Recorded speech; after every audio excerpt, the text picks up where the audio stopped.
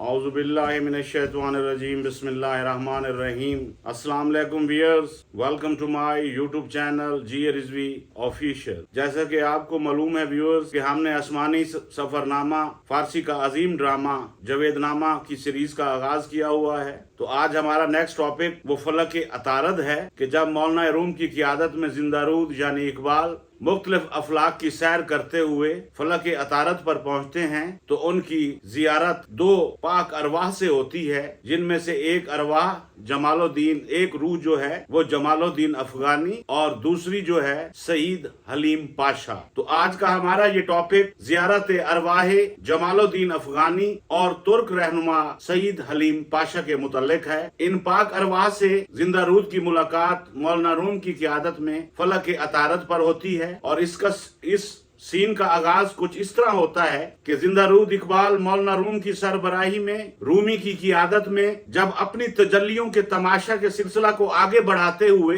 फलक अतारद का रुख करते हैं तो इस फलक अतारद पर आकर जिंदारूद इकबाल मौलाना रूम से ये पूछते हैं कि ये सहरा बहुत अच्छा है और इसके पहाड़ों में समंदर का शोर दिल को भाता है। मैं यहाँ जिंदगी का कोई नामो निशान नहीं देख रहा, मगर ये अजान की आवाज कहाँ से आ रही है, ये अल्लाह अकबर की आवाज सदा कहाँ से बुलंद हो रही है। तो जिस पर रूमी ने जवाब दिया, ये औलिया अल्लाह का मकाम है, यानी अल्लाह ताला के दोस्तों का मकाम है। ये जमीन हमारी खाक से आशना है। हमारी खाक से मुराद यहाँ पर हजरत आदम अलैहिस्सलाम है जो अबुल बशर है। और इसी तरह जब अबुल बशर यानी हजरत आदम अलैहिस्सलाम ने जब फिरदौस जन्नत से अपना सामान सफर बांधा जमीन पर आने के लिए, तो यहाँ फलक की अतारद पर उन्होंने 1-2 रोज क़याम किया और यहाँ की फजाओं ने आदम अलैहिस्सलाम की आहों का सोजो दर्द का अंदाजा कर लिया और पहचान कर, और उनके सुबह के नाले भी सुने। इस मकाम अर्जमंद को पाक लोगों का, पाक मर्दों का मकाम कहते हैं। वो पाक मर्द हजरत फजील रहमतुल्लाह अलैह और अबू सईद जैसे रहमतुल्लाह अलैह और हजरत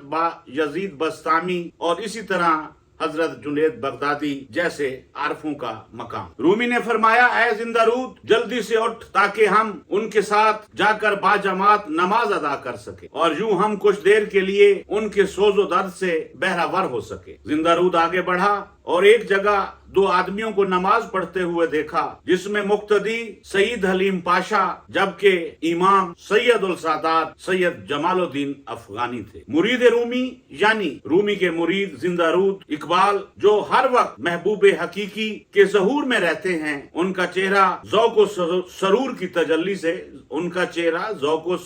तजल्ली से रोशन हो जाता है, ताबनाक हो। रूमी ने जिंदारूद से कहा कि इस सरजमीन मशरक ने यानी कि इस्लामी ममालिक ने इन 2 हस्तियों से बेहतर और कोई आदमी को पैदा नहीं किया। इन हस्तियों में से एक सैयद जमालुद्दीन अफगानी और दूसरी हस्ती तुर्क रहनुमा सईद हलीम पाशा है कि जिनके नाखनों ने हमारी बहुत सी गुत्थियां सुलझाई और उनकी कांशों ने हमारे बहुत से कामों को आसान कर दिया और इस तरह हमारे बहुत से मसाइल हल हुए। अहले मशरक के मुसलमानों के खास एक तो सैयदुल सादात जमालुद्दीन अफगानी है जिनकी गुफ्तगू से मट्टी और पत्थर जैसे लोग जिंदा हो गए, और दूसरी हस्ती तुर्क सालार तुर्क कौम के लीडर यानी रहनुमा वो दर्दमंद सईद हलीम पाशा है जिनकी फिक्र उनके मकाम और मर्तबा की तरह बुलंद है। इन 2 हस्तियों के साथ मिलकर 2 रकात नमाज अदा कर सही मानों में रूमी और जिंदारूद ने इबादत की, वरना ये वो काम है कि जिसकी मजदूरी, जिसकी उजरत जन्नत। तो इसी के साथ ही आज की हमारी फलक अतारद की पहली एपिसोड खत्म हुई। आइंदा वाली वीडियोस में हम फलक अतारद पर मौलाना रूम की जिंदारूद के हमरा जिन हस्तियों से गुफ्तगू हुई और उनके दरमियान क्या क्या मकालमा हुआ, और खास तौर पर आज हमने जिन 2 हस्तियों का जिक्र किया है उनके मुख्तसर हालात जिंदगी और उनके कारनामों पर अपनी दूसरी एपिसोड